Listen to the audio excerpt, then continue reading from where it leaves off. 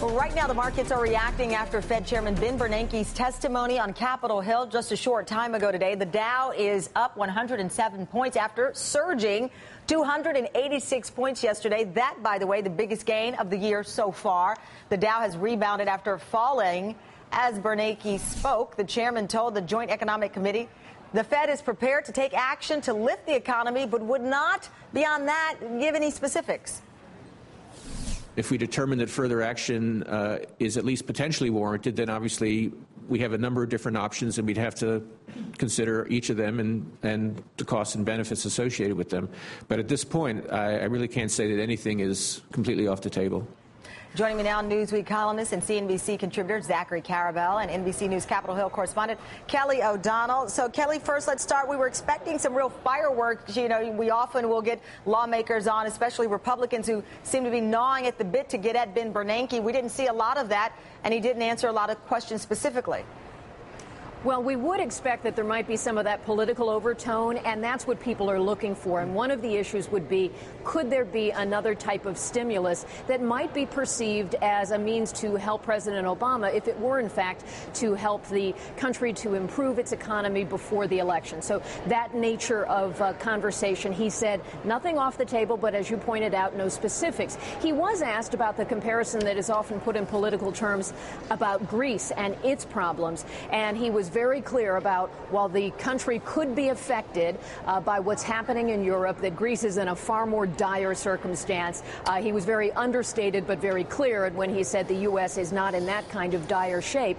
But he wanted to point out that there could be an impact from what is happening elsewhere in the world. Also citing with the warmer weather of this year and some of the hiring that appeared to have been done earlier, a real question is, will that continue, or will it be sort of offset because there had been so much layoffs and so much of a reduction in the workforce prior to that, trying to gauge it. There are different steps that in terms of federal policy they could create to try to improve things, but it is expected that when you're talking about the Federal Reserve Chairman speaking to both House members and Senate members, people watch every signal very carefully, and he was calm, even-handed, and the questioning did not get too fiery. There was certainly wide concern about which direction the country is going economically, and he certainly signaled that there are reasons to still be concerned about the rate of growth. He also signaled the housing market looks to be stabilizing, Kelly.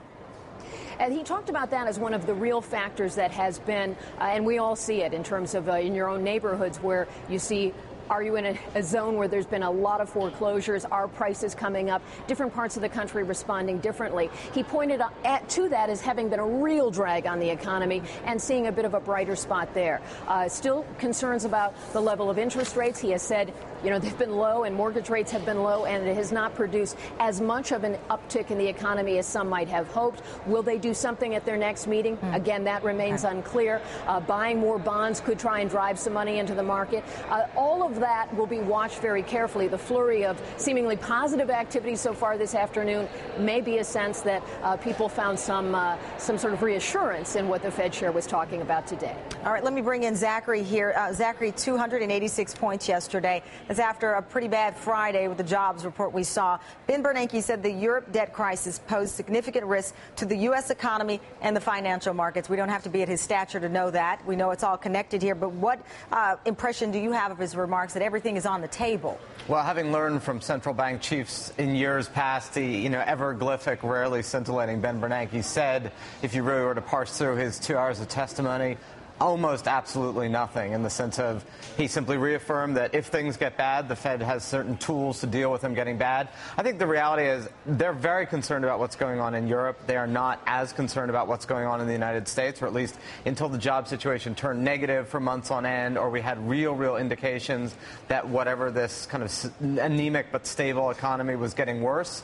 Their concern is Europe, and obviously that's not something that they're going to make as huge a deal of in a public congressional testimony. Right. What do you make of also, I don't want to say he he didn't refuse, but he did not give specifics here. And at this point in the game, as you know, when you're in front of lawmakers, people want to hear a little bit of specifics and not this broad, everything is on the table, because to be honest with you, everything should have always been on the table. Right, and that's why I said, I mean, he essentially didn't say much, because whatever he said, we already knew. Part of this is a timing issue and an inside baseball issue. The Fed's meetings aren't until later in the month, and so he, as chairman, has actually been listening to what all the regional Federal Reserve officials have been saying.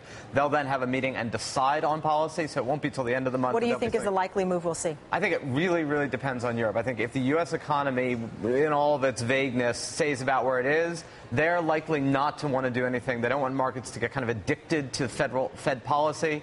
But if the European banking situation deteriorates and there's real evidence of strain on the American system, they will certainly, quote unquote, flood the system with money. So it's all up in the air right now. All right, Zachary, thank you. Kelly, thank you as well. Talk with you both soon.